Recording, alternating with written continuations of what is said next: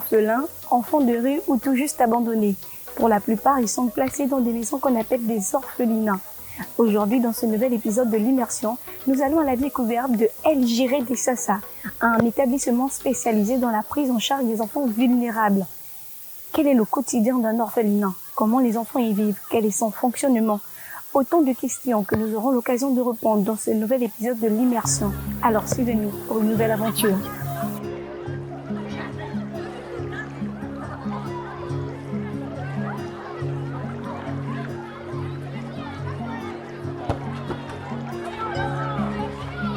El Jiré, le Dieu qui sauve.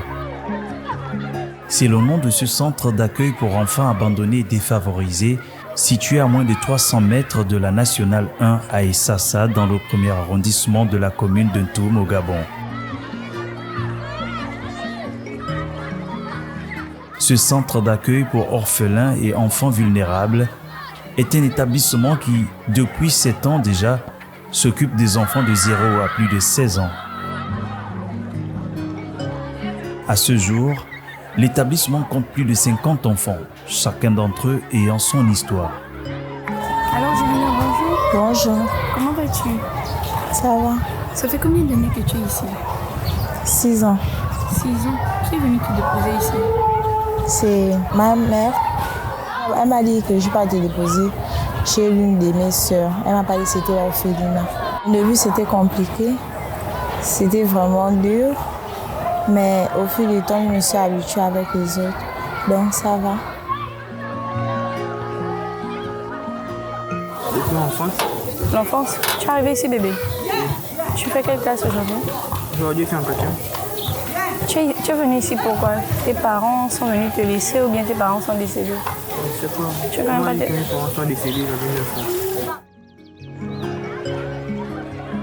Il y a 5 ans, je suis venue à 15 ans. Qui est venu te déposer? Alice a 19 ans. Déposée par sa marraine, cette jeune fille qui n'a jamais connu ses parents est en classe de première. Comment vous faites quand aider ici et aller à l'école? Comment vous vous organisez? On fait un peu du temps le matin. Ceux qui sont soirs, le matin, on se réveille, on a la fête des enfants, ils partent à l'école. Et puis après, ceux qui viennent en après-midi, ils servent les enfants. Après, ils font un seul qui dorment, ils mangent. C'est comme ça qu'on fait les tours. Le rêve d'Alice, devenir avocate. J'ai toujours aimé défendre les gens. Et dans un an, elle passera son baccalauréat. Seulement, son avenir après le bac est incertain. Ces inquiétudes sont légitimes. Parce que, si je pars à l'école, si je fais l'école, qu'est-ce que je vais faire quoi plus tard? Ça va devenir. Il y a deux moments que ça décourage, que quand tu pars à l'école, tu vois les autres venir peut-être avec ça, toi tu n'as pas ça. Ou tu vois les autres disent qu'après peut-être au bac ils vont voyager, toi tu vas te dire que après je vais partir. Mais en tout cas, j'ai pris encore, j'espère que ça va, Dieu va me faire grâce.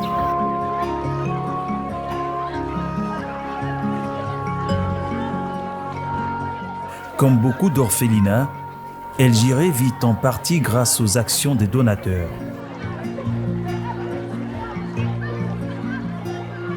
Celle que nous appellerons Paloma souhaite garder l'anonymat. Aujourd'hui, on a pu avoir l'occasion d'apporter des vivres, des cadeaux pour pouvoir apporter le sourire aux enfants en cette période de nativité. Pour elle, le don fait aux orphelins ne doit juste pas se limiter aux produits alimentaires. Nous, on vient régulièrement, c'est-à-dire qu'on essaye une fois toutes les 2 mois de venir, aussi bien passer la journée, faire des tresses, apporter de la chaleur aux enfants, parce que bon, pour nous, ça ne constitue pas venir à un orphelinat, c'est pas juste venir déposer du matériel et partir, parce qu'il y a beaucoup d'enfants, il y a 54 enfants de 3 ans à 19 ans ici, qui ont besoin d'attention, de conseils. Il y a beaucoup d'adolescents qui ont aussi besoin d'être accueillis. Souvent, les donateurs se font rares. Pour combler le déficit, Maman Pierrette, comme l'appellent ses nombreux enfants, a décidé d'initier les plus grands à la culture de la terre. On n'a pas de subventions, c'est pas facile. Dieu touche les cœurs, mais des moments, les donateurs aussi ont leurs difficultés. Et puis, la terre ne ment pas, c'est l'une des meilleures richesses. Donc, il faut déjà inculquer nos enfants les valeurs de la terre. Gérer un orphelinat comme le sien n'est pas de tout repos. Ça s'étend jusque là-bas. Pour maman Pierrette, cela relève du miracle.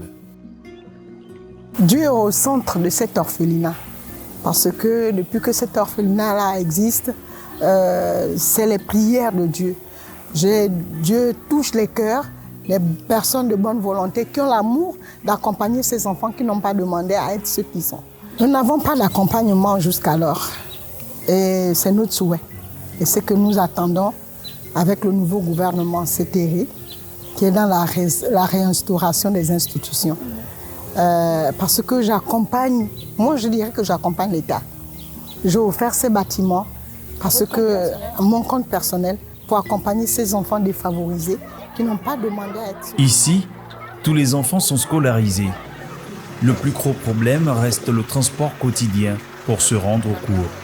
Cette année, j'ai eu quand même des organismes qui m'ont accompagné, comme la DAC, qui a payé l'école des enfants. J'ai des partenaires dans certains établissements qui m'ont pris les enfants gratuitement.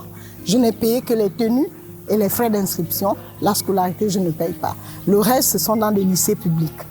Mais mon grand souci, c'est le transport scolaire. C'est difficile pour moi parce que vous vous rendez compte, ces enfants, ici, c'est la réussite. Et la réussite, c'est dans l'éducation. Alors que si ces enfants ne vont pas à l'école, c'est l'échec total. C'est que tout le temps que j'ai gardé ces enfants, je n'ai rien fait du tout. Et c'est ce qui m'embête. Niveau santé, la fondatrice est plutôt satisfaite.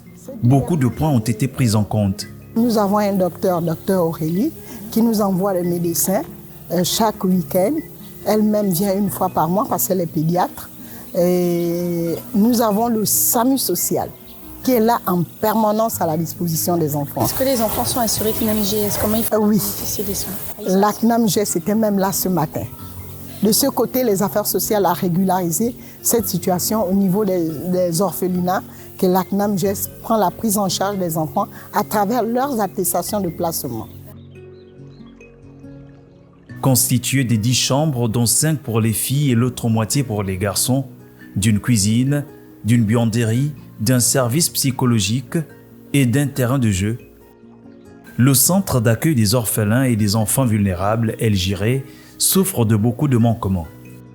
Je veux juste la réfection de ces bâtiments, des conditions de vie de ces enfants.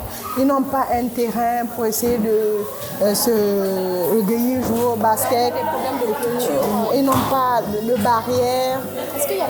Et là, on a un souci d'eau en ce moment. Oui, il y a l'insécurité. On passe le temps à nous voler ici. Ils nous ont presque volé toutes les marmites. Et notre souhait, c'est d'avoir un forage.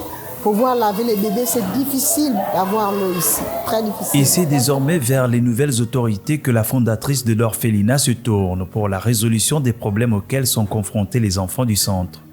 Si j'ai quelque chose à demander dans l'immédiat, c'est que le président, s'il peut faire que j'ai un petit budget de subvention pour accompagner ces enfants, parce que ce budget peut m'aider à avoir le personnel pour accompagner les enfants. Seul, je n'en peux pas, c'est difficile. C'est très difficile. Et la barrière, il n'y a pas de route. Sans route, les donateurs ne peuvent pas finir de faire des dons aux enfants. Vraiment, immédiatement, s'il peut intervenir sur la route, ce serait la bienvenue, non seulement pour le centre, mais pour la population environnante.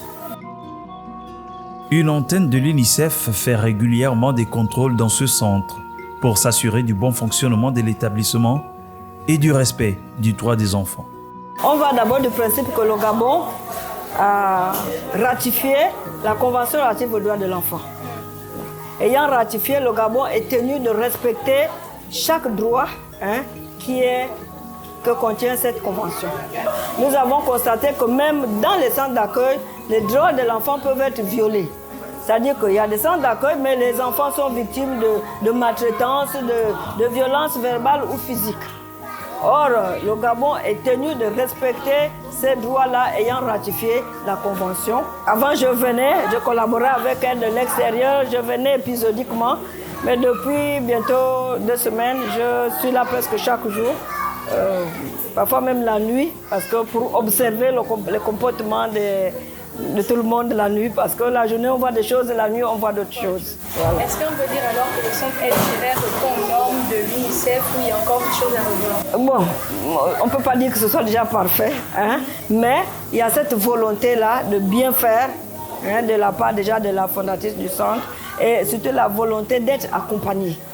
Voilà, pour bien faire les choses, pour pouvoir bénéficier de l'accompagnement, non seulement de l'UNICEF, mais de tous les autres partenaires que vous êtes. Nous sommes arrivés au terme de notre visite ici à l'orphelinat El Jiré. Avec vous, nous avons vu le fonctionnement de cet établissement et les conditions dans lesquelles les enfants y vivent.